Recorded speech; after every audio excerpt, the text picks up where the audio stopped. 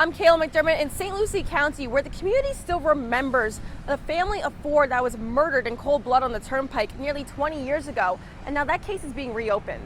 What I observed on the side of the road there is unspeakable and inhumane. With his emotions on full display, I'm still angry about this. State Attorney Tom Bakkedahl spoke about the clemency of Ricardo Sanchez and Daniel Troya, who received commutations from former President Joe Biden prior to leaving the Oval Office. Politics has no place in this process. In 2009, a judge sentenced Sanchez and Troya to death for murdering Jose Escobedo, his wife, and two kids, just 3 and 4 years old. What due process did they get? Authorities have said they believe Escobedo, the dad, was connected to a drug operation. And now with Biden's order, the killers are serving life terms.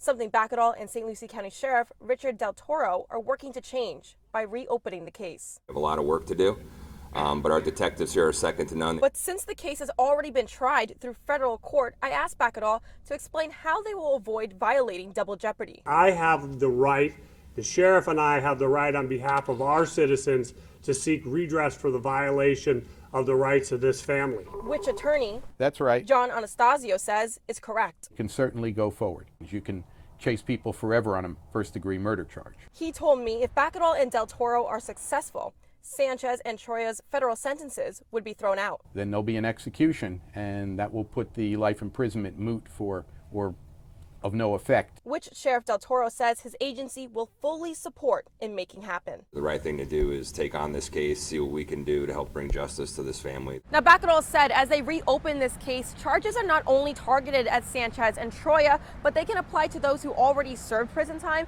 or those who were never even tried in this case. They can all be investigated. In St. Lucie County, I'm Kayla McDermott.